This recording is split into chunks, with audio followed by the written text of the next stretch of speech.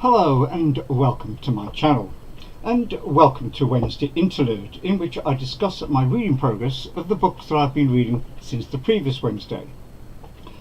I finished reading Star Trek, the classic episodes, Book 1, all 27 stories which were adapted by James Blish from the original scripts. I read these as part of my short stories project. Overall, I enjoyed these stories. In order to enjoy these fantastical stories, you have to suspend belief in reality and to embrace a belief in an alternate unreality. These stories are highly imaginative, speculative, and based on a technological superfuture in which the universe is populated by strange non-human creatures who pose all kinds of danger to humans who are exploring the outer reaches of space. There's a certain arrogance of superiority displayed by Captain Kirk as a representative of the United Federation of Planets. The assumption is that they are the superior power and that all other creatures are inferior. Kirk always states, "We come in peace," but there is an unstated proviso: if you misbehave, we will kill you. It reminds me of the attitude of the British during the period of the British Empire in the 19th and early 20th centuries. That being said, I thoroughly enjoyed the escapades of Kirk, Spock, McCoy, and the rest of the crew of the Starship Enterprise, and I look forward to reading the other 2 volumes in the future. The near future, that is. But now it is time for something else, and I will be discussing this in my TBR video for April in the last Sunday in March, which is the 31st. So ring the notifications bell if you want to find out what my TBR and my TBC is for April. You don't know what a TBC is? Tune in on Sunday the 31st of March to find out. I finished reading Mr. Ingleside by E.V. Lucas for my modern novels project. I came across the following on page 266, and it so delighted me that I wanted to share it with you. Anne, that is Anne Ingleside, was allowed, when Miss Larpent did not require her company, to roam where she would or read in the library. Every book in this discreet but not overworked apartment was bound in richly tooled red leather, and most of them had the bookplate of Sir Pike Larpent, KCB. There was not a book in the place that a gentleman, whether male or female, should not possess, nor was there one lacking which a gentleman ought to possess. Anne was at first rebuffed by so much sumptuous propriety, but chancing upon Barchester Towers, she settled down to be happy. So, do you want to be happy? Read Barchester Towers. I finished reading Pride and Prejudice by Jane Austen. We have been reading Pride and Prejudice for Steve's read-along, and it just so happens to fall in with my Desert Island Books project, of which Pride and Prejudice is the first book. I commented on Steve's channel that in the first 15 chapters, I thought Mr. Collins was well-meaning and intended to make amends to the Bennet family for the fact that the property of Longbourn was entailed on him. Now, in the final section of 15 chapters, I have to castigate him for the mean-spirited, arrogant, unchristian, unfeeling way in which he writes to Elizabeth's father in relation to the elopement of Lydia. Here is his disgraceful letter, starting on page 263 of my copy. My dear sir, I feel myself called upon by our relationship and my situation in life to condole with you, the lying, two-faced hypocrite, on the grievous affliction you are now suffering under, of which we were yesterday informed by a letter from Hertfordshire, so I thought I would send off an immediate blighting letter. Be assured, my dear sir, that Mrs. Collins, who thankfully is not one of your daughters, and myself sincerely sympathise with you and all your respectable family. Not so respectable now, I think.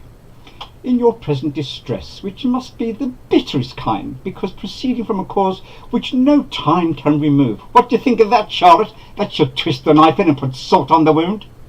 No argument shall be wanting on my part, the interfering son of a bitch, that can alleviate so severe a misfortune, or that may comfort you under a circumstance that must be of all others most afflicting to a parent's mind, which isn't surprising from such a father.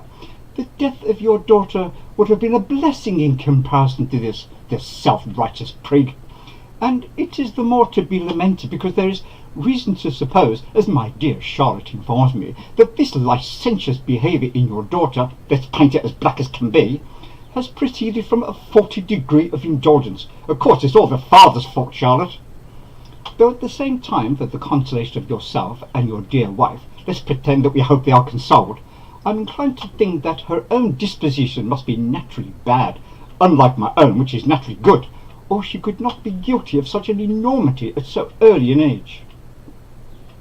Howsoever that may be, you are grievously to be pitied, even though you brought it on yourself, in which opinion I'm not only joined by Mrs. Collins, but likewise by Lady Catherine and her daughter, to whom I couldn't wait to spread this juicy gossip and to blacken your name with her, to whom I have related the affair. They agree with me in apprehending that this false step in one daughter will be injurious to the fortunes of all the others, for who, as Lady Catherine herself condescendingly says, will connect themselves with such a family. And this consideration leads me, moreover, to reflect with augmented satisfaction, the smug bastard, on a certain event of last November, for had it been otherwise, I must have been involved in all your sorrow and disgrace. I made a lucky escape there, Charlotte, otherwise I might have been sullied by that girl's licentious behaviour. Let me advise you then, my dear sir, to console yourself as much as possible, to throw off your unworthy child from your affection forever, which is what he would do with his unchristian, uncharitable, hard-hearted, self-righteous attitude, and leave her to reap the fruits of her heinous offence. This letter filled me with righteous indignation and made my blood boil. I finished reading The Remorseful Day by Colin Dexter for March Mystery Madness. Oh no, it wasn't Mr. Collins who finished reading The Remorseful Day. I finished reading The Remorseful Day by Colin Dexter for March Mystery Madness. I have to own up front that I'm not a great fan of mystery writing. However, I have become a great fan of Colin Dexter, whose writing is superb and his characterisation of Inspector Morse is first class.